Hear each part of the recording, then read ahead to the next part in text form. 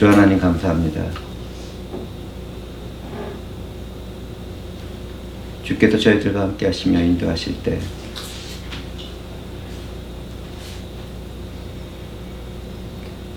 말씀을 나누는 시간이 되었사오니 주의 성령께서는 이 무리와 함께 동행하여 주시옵고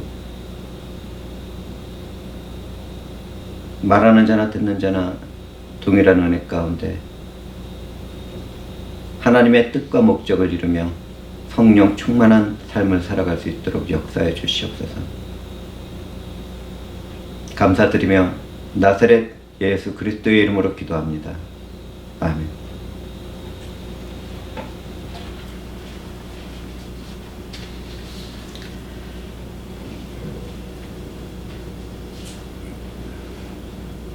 세상이 오랫동안 질병으로 고통을 받고 신음하고 있습니다. 자연재해들이 세계 곳곳에서 일어나며 고통과 상처를 더해주고 있습니다. 열악해진 환경과 삶의 문제로 인해서 몇 나라들은 폭동과 약탈 가운데 혼란의 때를 보내고 있습니다. 분노를 이기지 못하는 사람들은 가정에서 폭력을 행사합니다. 운전을 할 때 자기 기분을 상하게 했다는 이유로 총을 쏴서 살인을 저지릅니다.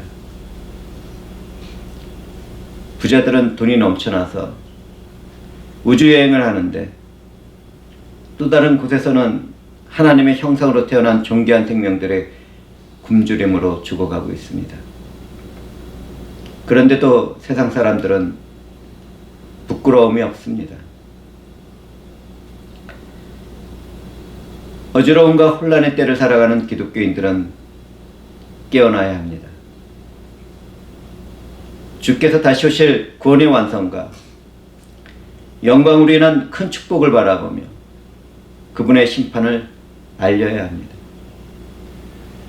우리는 구원의 은혜가 주어졌을 때 단 한 사람이라도 영원한 생명을 얻도록 복음을 전하는 일에 최선을 다해야 하겠습니다.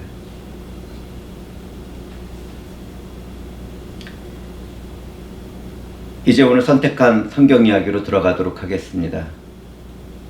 하나님의 언약을 지키는 데 실패한 북이스라엘과 남유다는 그 죄악으로 인하여 차례대로 멸망당했습니다. 하나님의 심판으로 나라를 빼앗긴 백성들은 각 나라로 흩어졌고 남은 자들은 로마의 속국으로 살아가고 있었습니다. 하나님은 말라기 선지자 이후에 그 어떤 계시의 말씀도 주시지 않고 400년 동안 침묵하셨습니다. 하나님의 백성들은 비참함과 영적인 암흑 속에서 신음하며 살아가고 있었습니다. 유대를 정복한 로마의 통치자들은 뇌물을 받고 유대 지역을 다스리는 왕으로 헤롯을 세웠습니다. 유대인이 왕이 된 헤롯은 에서의 후손인 이둠의 태생의 이방인이었습니다. 그는 유대인이 아닙니다. 그는 포악했고 자신의 만족과 자리를 지키기 위해서 주변 사람들을 살해하는 일을 주저하지 않았습니다.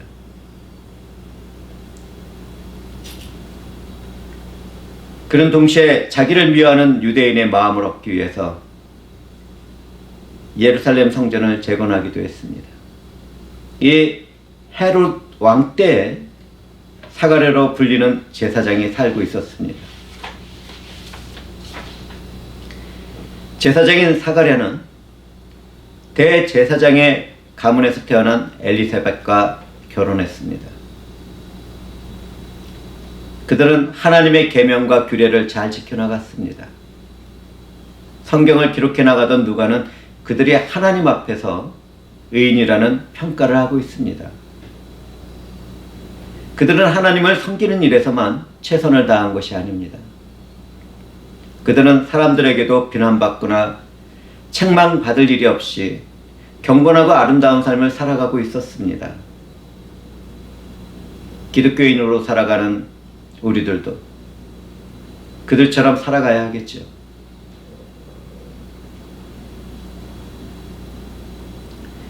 그런데 늙어가는 그들에게는 그때까지 자녀가 없었습니다. 자녀들이 하나님의 축복과 기업이라고 생각하던 유대인들은 자녀가 없는 일을 부끄럽게 생각했습니다. 그럼에도 그들은 하나님을 원망하거나 불평하지 않았습니다. 주어진 자리에서 하나님을 경외하며 섬기는 자신들의 역할을 다 해나갔습니다.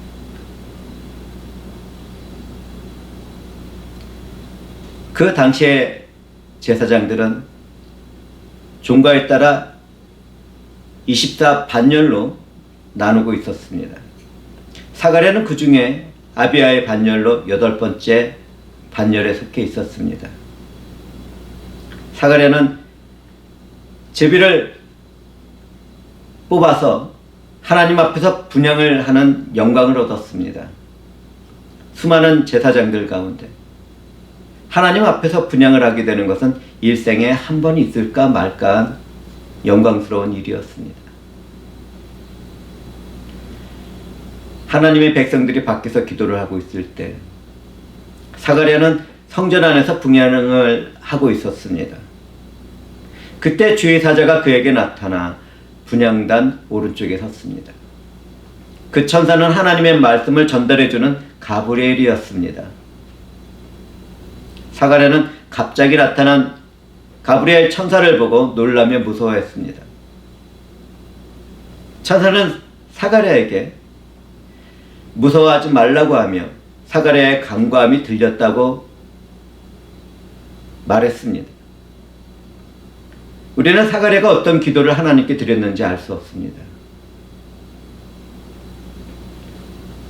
진행되는 말씀으로 추측해보면 그의 기도의 내용은 자녀가 없는 자신을 돌보시는 하나님께 감사를 드리며 민족의 회복과 구원을 위한 메시아를 간구했던 것 같습니다.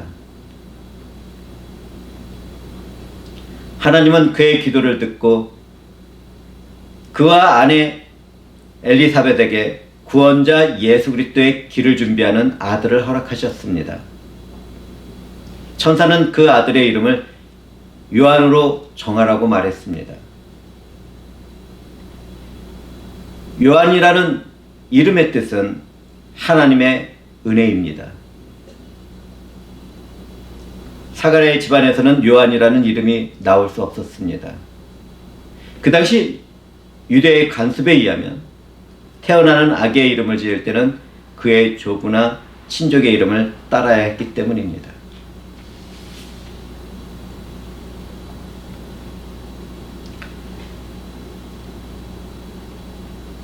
우리는 성경에 기록된 은혜로운 이야기를 살펴보면서 의인의 간구에는 역사하는 힘이 많다는 말씀을 기억하게 됩니다. 여기서 이 의인은 죄가 없는 사람을 말하는 것이 아니라 죄가 있어도 하나님께 회개하며 용서받는 사람들을 말합니다. 누구든지 하나님의 의를 이루신 예수를 믿고 그 이름에 새겨진 인격을 의지해서 기도한다면 반드시 기도의 응답을 받게 됩니다. 형제와 자매들은 일주일에 몇 번이나 주의 이름으로 기도 생활을 하고 있습니까? 아시겠지만 기도하는 분들은 존귀하고 참으로 복된 사람들입니다. 하나님이 함께 하시며 영광 가운데 교제를 나누는 사람들입니다. 그런데 혹시 기도할 때 나의 필요와 유익과 축복만을 간구하고 있지는 않습니까? 기도를 안 하는 것보다 그것이 낫기는 하지만 기독교인들은 그 정도에 머물러 있어서는 안 되겠습니다. 기도를 할 때는 먼저 하나님과 그분의 이름과 그분의 의와 그 나라와 영광을 위해서 먼저 기도하면 좋겠습니다. 기독교인들은 믿지 않는 사람들처럼 내 뜻과 내 목적을 이루기 위한 기도에 집착해서는 안 되겠습니다. 그 대신에 하나님의 뜻이 나의 삶에서 이루어지기를 간구한다면 정말 지혜롭고 아름다울 것입니다. 또한 우리는 세상에서 일어나고 있는 질병과 재난과 악한 일들을 위해서도 기도하는 생활을 해나가야 합니다. 하나님으로부터 이롭다는 선언을 들은 빚의 자녀들이 침묵을 하고 있다면 이 세상이 어떻게 되겠습니까? 사랑하는 형제와 자매들은 날마다 깨어 기도합시다. 하나님의 영광과 이름을 위하여 그분이 행사하시는 구속의 역사와 그분이 함께 하시는 형통의 삶을 위하여 깨어 기도합시다.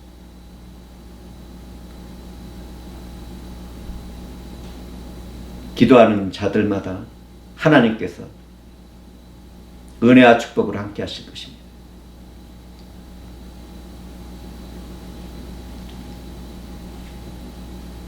가브리엘 천사는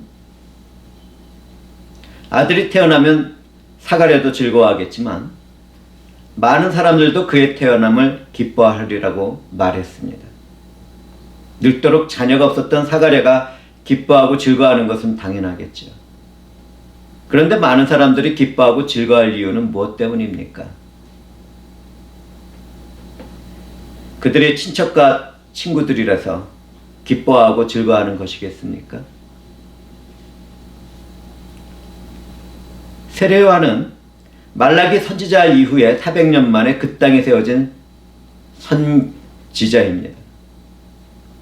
그는 구원주 예수 그리스도의 길을 예비하는 사명을 받은 구약시대의 마지막 선지자이기도 합니다. 메시아를 갈망하면서 메시아의 길을 예비하는 요한의 탄생을 기뻐하지 않을 하나님의 백성들이 어디 있겠습니까?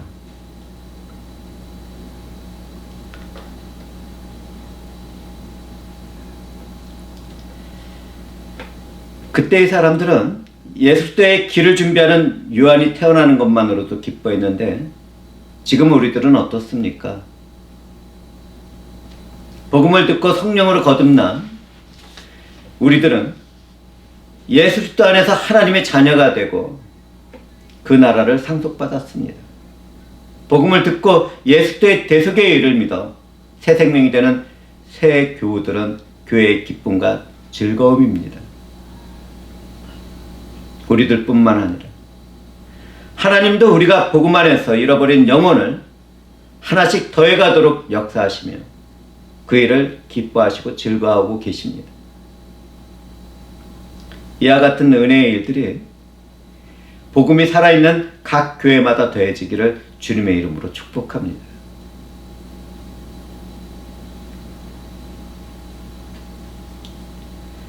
가브리엘 천사는 세례 요한이 주 앞에서 큰 자가 될 것이라고 말했습니다. 훗날에 주님은 세례 요한을 언급하면서 말씀합니다. 여자가 낳은 자 중에 요한보다 큰 자가 없도다. 그러나 하나님의 나라에서는 극히 작은 자라도 그보다 크니라. 회중들은 주님이 하신 말씀을 이해하고 있습니까? 우리는 주님의 말씀을 예수 그리스도와 하나님 나라를 중심으로 생각해 보아야 합니다. 요한이 태어나기 전에 구약의 선지자들은 하나님 나라를 멀리서 기대하고 예언해 왔습니다. 마지막 구약의 선지자인 세례 요한은 그 나라에 가장 근접한 선지자였습니다. 심지어 세례 요한은 구약의 선지자들의 입에 오르내리는 예언의 대상자이기도 했습니다. 세례 요한은 구약의 다른 선지자들과는 다르게 메시아의 길을 준비했습니다. 그는 구원의 주 예수 그리스도를 직접 바라보며 세상 죄를 지고 가는 하나님의 어린 양이라고 백성들에게 소개했습니다. 그렇기 때문에 세례 요한은 여자가 낳은 사람들 중에 가장 큰 자였습니다. 그런데 주님은 하나님 나라에서 극히 작은 자라 하더라도 세례 요한보다 큰 자라고 말씀하고 있습니다. 천국에서 가장 작은 자라고 말을 듣는 사람들은 오늘날 아무 일도 하지 않았지만 은혜로 교회에 속한 기독교인들입니다. 우리는 하나님 나라에서 아무리 작은 자라 하더라도 예수 그리스도의 십자가의 죽음과 부활의 의미를 알고 있으며 그 은혜를 믿음으로 구원받은 사람들입니다. 세례 요한은 단지 예수 그리스도의 길을 준비하는 데 그쳤지만 오늘날 우리들은 세례 요한보다 더 자세하고 정확하게 예수 그리스도를 알고 믿고 있습니다. 또한 성령은 우리는 성령 안에서 영적인 교제를 나누며 살아가고 있습니다.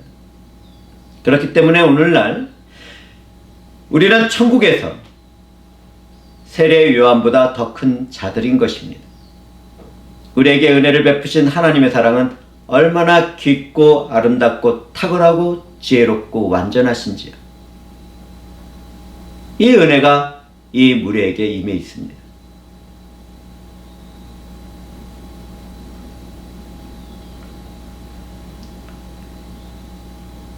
가브리엘 천사는 세례 요한이 포도주나 독한 술을 마시지 않을 것이라고 말했습니다. 성경을 살펴보면 하나님께 구별되어 바쳐진 나시린은 포도주나 독한 술을 마시지 않았다는 사실을 발견하게 됩니다.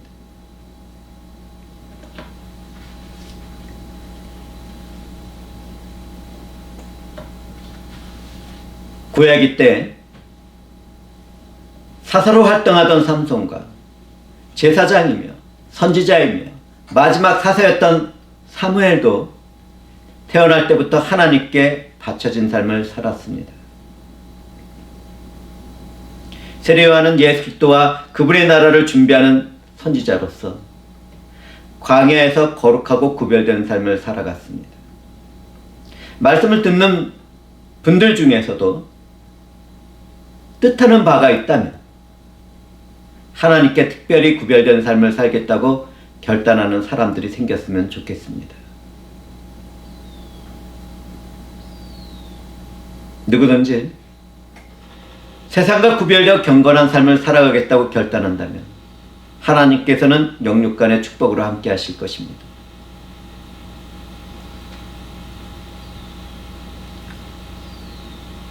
가브리엘 천사는 세례 요한이 모태로부터 성령의 충만을 받게 될 것이라고 말했습니다. 성경을 살펴보면 세례 요한은 예수 그리스도를 잉태한 마리아가 자신의 어머니를 방문했을 때도 성령이 충만하여 뱃속에서 기쁨으로 뛰어놀았습니다.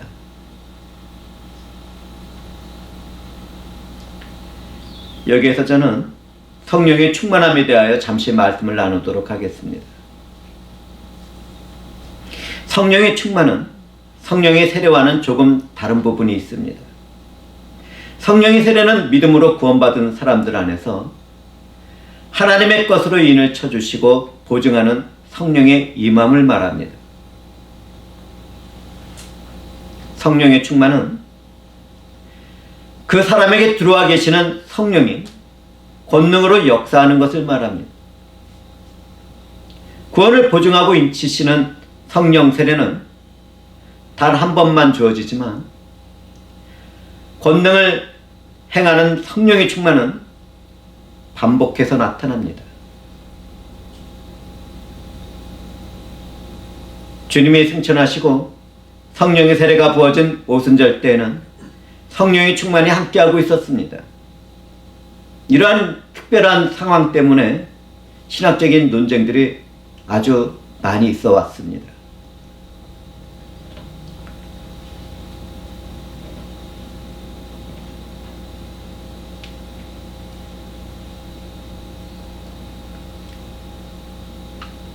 성령의 세례가 임하게 될 때 그곳에 모인 사람들은 성령의 충만을 받고 성령의 지시를 따라 각 나라의 방언으로 하나님의 큰 구원의 일을 외쳤습니다.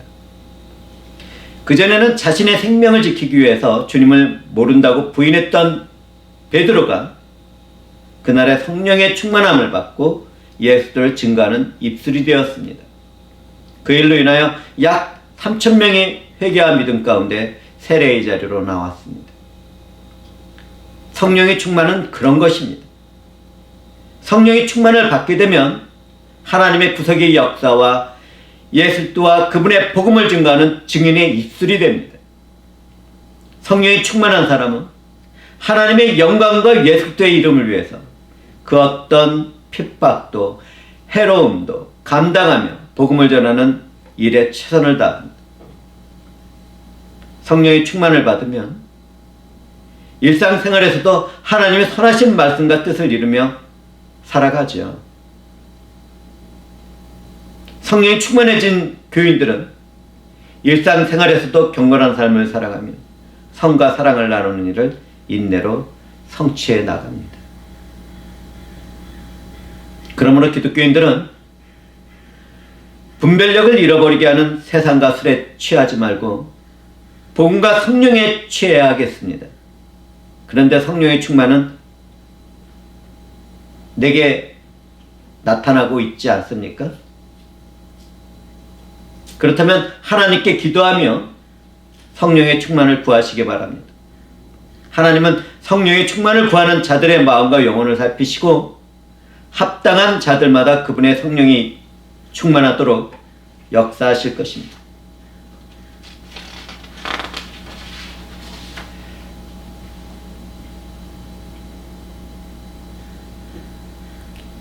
가브리엘 천사는 세례 요한이 이스라엘 자손을 그들의 주 하나님께로 돌아오도록 할 것이라고 말했습니다. 광야에서 성장한 세례 요한은 하나님의 때가 차게 되었을 때 회개를 요청하며 물세례를 베풀었습니다. 그곳에는 바리새인과 사두개인들까지 찾아와서 죄 씻음을 받는 회개의 물세례를 받고자 했습니다. 그때 세례 요한은 독사의 자식들아, 누가 너희에게 일러 장차올 진노를 피하라고 하느냐고 외쳤습니다. 그는 진정 성령의 사람이었습니다.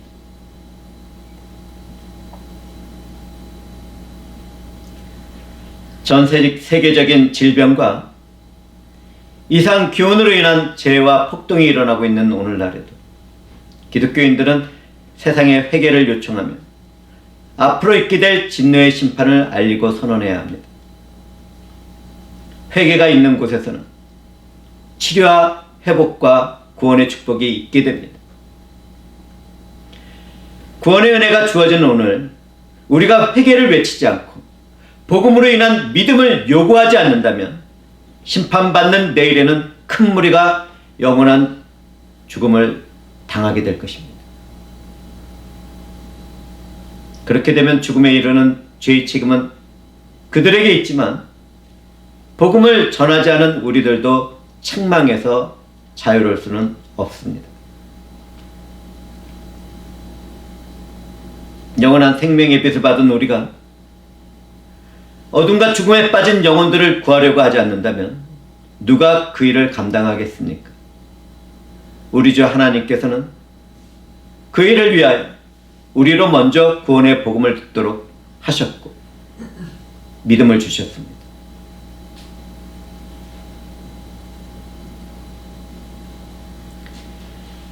예수 그리스도를 믿지 않는 분들이 말씀을 나누는 이 자리에 계시다면 그 일을 회개하시기를 권면드립니다. 믿는 자에게 생명이 되시는 주 예수 그리스도를 믿음으로 받아들이시길 권면드립니다. 우리 주 예수 그리스도는 죄와 사망에 묶여있는 인류를 구원하시기 위해서 십자가 위에서 죽으시고 부활하셨습니다. 누구든지 예수 그리스도가 내 죄를 대신해서 고난을 받고 죽으신 후에 부활했다는 것을 마음으로 믿고 입으로 시인하게 되면 구원의 은혜를 받게 됩니다. 그렇게 어렵지 않죠. 정말 쉽습니다.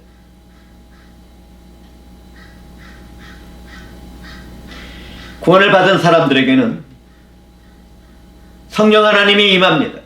성령께서는 믿는 자들을 거듭나게 하시고 예수 그리스도의 의를 입혀주십니다.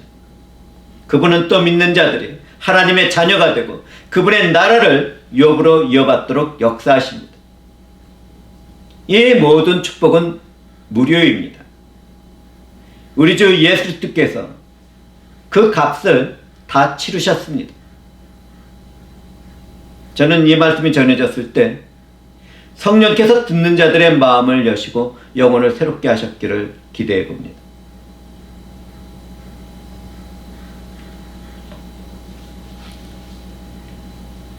세례 요한은 엘리야의 심령과 능력으로 주님이 오시기 전에 예언하며 회개를 요청하는 사역을 했습니다. 그는 아버지의 마음을 자식에게 주었고 하나님을 멀리하고 대적하는 자들을 믿음으로 돌아오도록 일을 했습니다. 세례 요한은 엘리야의 심령과 능력을 가지고 주 앞에서 먼저 와서 주를 위하여 세운 백성들을 준비시켰습니다. 그렇다면 엘리야는 어떤 사람입니까? 엘리야는 성령이 충만했던 구약의 선지자입니다. 그는 권능의 선지자였습니다. 그의 말이 없으면 수년 동안 비도 이슬도 내리지 않았습니다. 그는 살아계신 권능의 하나님의 영광을 위해서 혼자 바알 우상을 섬기는 450명의 제사장들과 대결을 했습니다. 하나님은 그의 기도를 듣고 하늘에서 불을 내려 번제물과 나무와 돌과 도랑의 물도 완전히 말렸습니다. 그때 무기력했던 450명의 바알 선지자들은 백성들의 손에 다 죽고 말았습니다. 엘리야가 긴 가뭄이 끝나도록 기도했을 때는 하나님이 소낙비를 내려주셨습니다.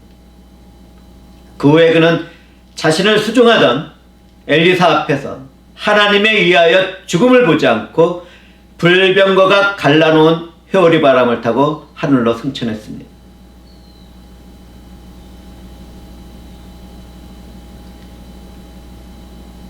그런데 이것을 아십니까?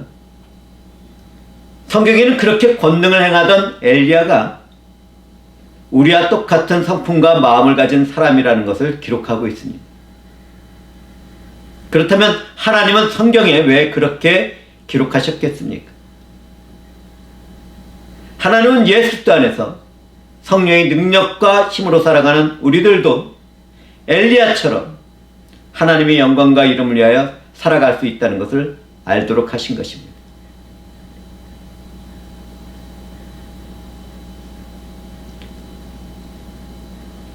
누구든지 하나님을 찾고 갈망하며 성령이 충만한 삶을 살아가겠다고 기도의 생활과 말씀을 가까이 한다면 엘리야와 세례 요한처럼 권세와 능력이 충만한 삶을 살아갈 수 있습니다.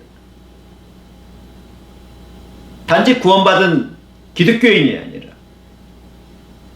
성령의 권능으로 하나님의 뜻하시는 모든 일들을 행하며 살아갈 수 있습니다. 권세와 능력이 충만한 삶이라니까 좋죠. 그런 삶이 내게도 주어진다면 나도 영혼처럼 될 수 있겠구나 하는 생각도 하게 되지요. 그런데 우리는 그런 마음과 생각을 조심해야 합니다. 만약 누군가 성령의 충만을 자기의 유익이나 만족이나 자랑을 위해서 구하거나 내가 무슨 일을 하거나 무엇이 되겠다고 하는 교만한 생각과 마음으로 구한다면 큰 문제가 생기게 됩니다.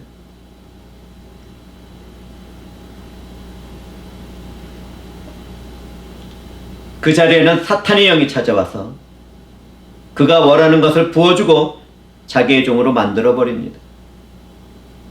이미 오늘날 지역교회는 사탄이 종이 된 노예들이 거짓된 이적과 거짓된 복음을 전하면서 영혼을 사냥하고 있습니다.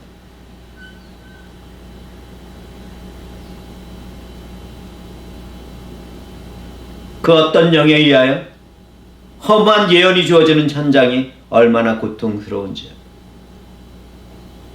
병고침이 일어나고 쓰러지는 현장에서 나타나는 사탄의 일들은 얼마나 위험하고 비참한지, 자신들이 자랑하는 알지 못하는 방언을 통하여 하나님 아버지와 예수 그리스도를 저주하는 일은 얼마나 저주스러운지요. 허무한 영적인 속임을 따라 사이비가 되고 이단이 된 무리들이 퍼져나가는 일들은 얼마나 애통한지.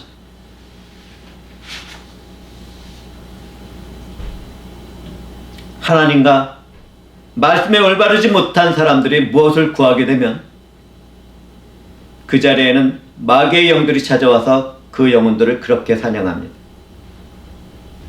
이 세상에는 이미 사탄이 종이 되어 멸망받을 자들이 차고 넘쳐납니다. 사랑하는 형제와 자매들은, 제가 성령 안에서 방금 경고한 일들을 절대로 잊지 마시기 바랍니다. 절대로 잊어서는 안 됩니다. 영원한 생명이 걸린 문제입니다.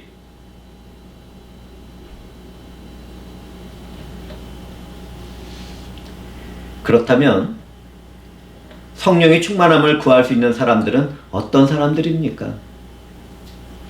누구나 다 성령의 충만을 구할 수 있습니다. 저는 앞에서 경고를 한번 했습니다. 성령의 충만을 받을 수 없는 상태의 사람들이 성령의 충만을 구했을 때는 성령을 흉내내는 사탄이 와서 그 영혼을 저주와 멸망의 자녀로 만들어버립니다.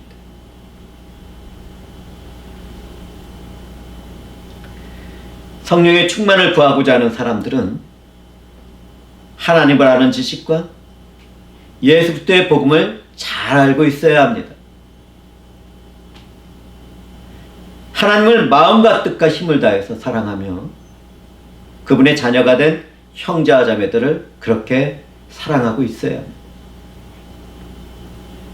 내가 예수 그리스도의 대속의 의를 믿음으로 받아들이고 그 일을 감사하는 가운데 영광과 찬송을 드리는 삶을 살고 있어야 합니다. 쉬지 않고 기도하며 회개로 살아가며 예수 그리스도를 중심에 두기 위해서 내 삶의 모든 것을 찌꺼기와 배설물처럼 여기는 삶을 살고 있어야 합니다. 이런 사람들이라면 성령의 충만을 구하시기 바랍니다. 그러면 성령의 권능으로 임하시고 하늘에서 이루신 하나님의 뜻을 이 땅에서 이루도록 은사와 직분과 사역을 허락하실 것입니다.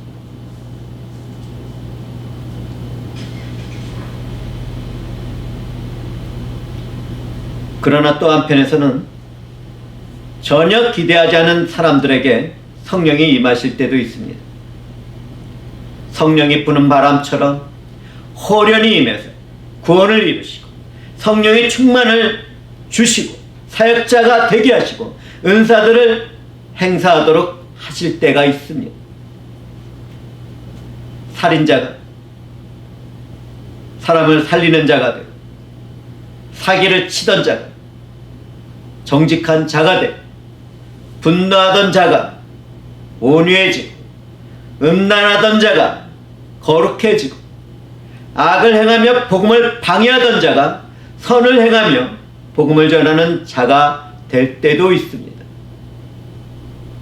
신약의 바울 사도가 그런 사람 중에 한 사람이죠. 이 모든 것은 성령 하나님의 주권 가운데 일어나는 일들입니다.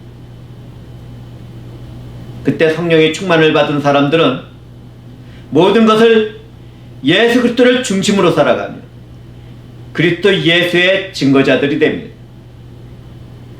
그렇기 때문에 교회와 교인들은 함께하는 형제와 자매가 성령의 충만을 받은 일들을 발견하게 되면 판단하는데 주의를 해야 합니다. 판단하고자 할 때는 성경 말씀과 성령의 지혜를 따라야겠습니다. 주 하나님, 주께서 말씀을 나누는 사람들 가운데서 마음과 영혼을 새롭게 하시며 은혜를 내려주시기를 제 영혼이 갈망합니다.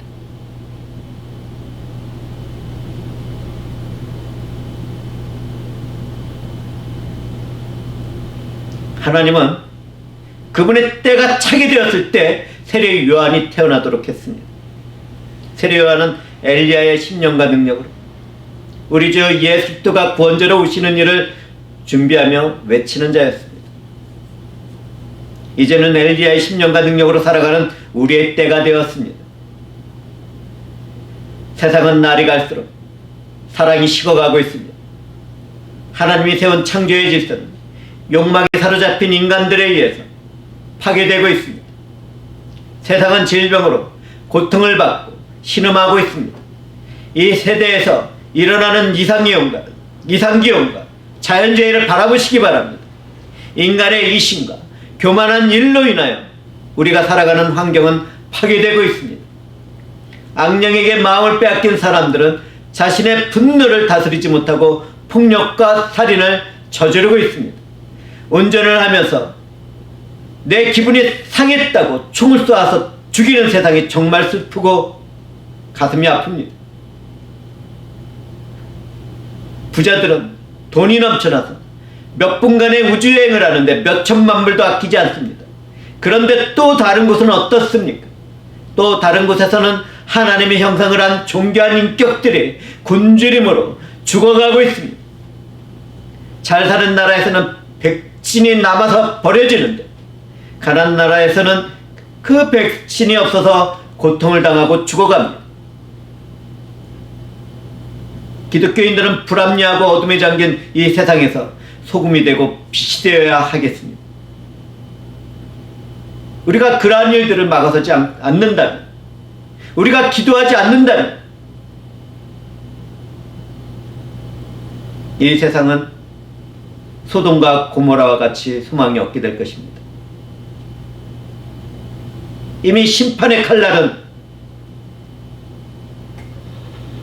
이 세대에 임해 있습니다.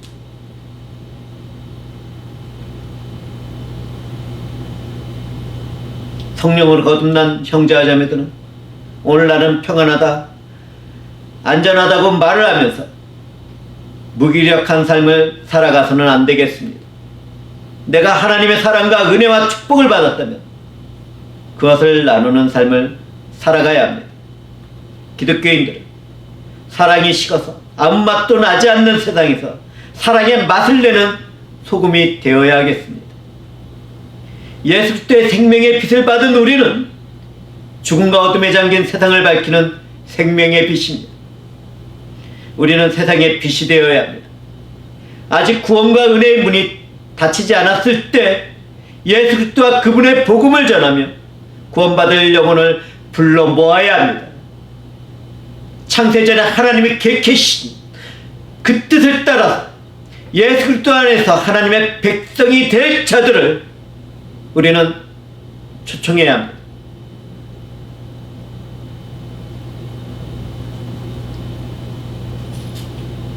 주님이 심판주로 다시 오시는 것과 새하늘과 새 땅이 창조되는 것은 그 어떤 지식이나 교리가 아닙니다. 그날에 믿는 자들은 영원한 생명으로, 믿지 않는 자들은 사망도 던져지는 영원한 불못으로 던져지게 됩니다. 역사에 있게 될 미래의 모습을 눈으로 보고 귀로 듣고 손으로 만지고 있는 우리가 침묵하게 된다면 이 세대와 오는 세대는 어떻게 되겠습니까? 성령과 함께하는 우리들은 엘리야의 심령과 능력으로 주님이 재림하시는 그날을 예비하는 일, 충성을 다해야 하겠습니다.